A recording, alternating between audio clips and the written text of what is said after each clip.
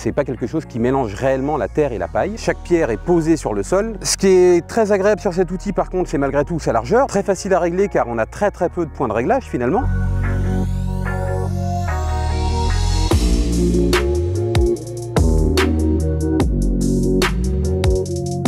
J'ai essayé un Dalbo, un PowerChain 800, donc on lui a fait faire pas mal de travaux dans différentes situations. Au départ dans des conditions d'humidité tout à fait satisfaisantes, voire même un petit peu trop humides, et très rapidement dans des conditions plus sèches, avec plus ou moins de débris végétaux, sur des pailles broyées ou des pailles exportées, derrière des colzas ou des blés ou des orties.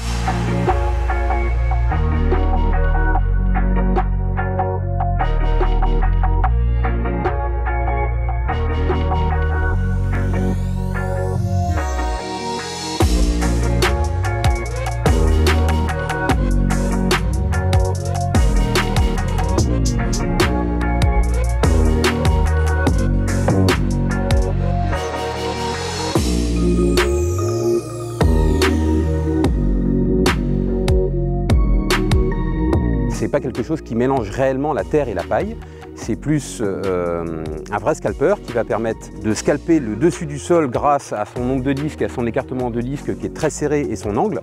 Donc là on a quelque chose qui scalpe vraiment très bien. Par contre c'est extrêmement sensible parce qu'il sort aussi tous les cailloux. Chaque pierre est posée sur le sol, comme il n'y a aucun rouleau pour les rappuyer ou même les enterrer dans le sol. Et là c'est exactement la même chose pour les débris végétaux, que ça pose sur le sol et que ça ne mélange pas du tout avec le reste de la terre. Donc c'est vraiment à adapter dans des conditions où on a très peu de débris végétaux. Il faut que les conditions de sol soient parfaites, c'est pas trop humide et pas trop sec.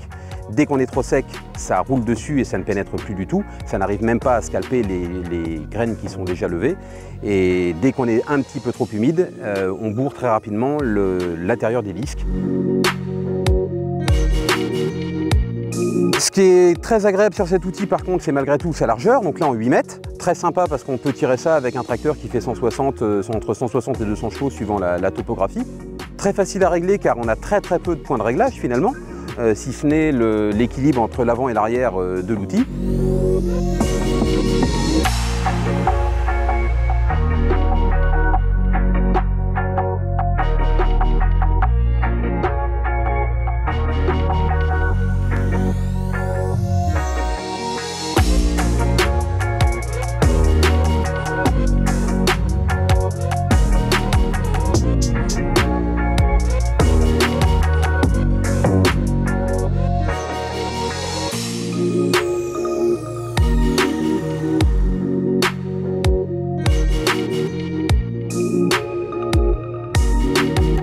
Le gros problème qu'on rencontre, c'est un effet biguonnage dû à la forme de l'outil où finalement la deuxième chaîne qui est juste derrière la première vient bloquer le flux de terre et donc à cet endroit-là on dépose de la terre qui nous fait un billon sur toute la longueur. Donc ça c'est quand même problématique parce que là on n'est plus du tout plat.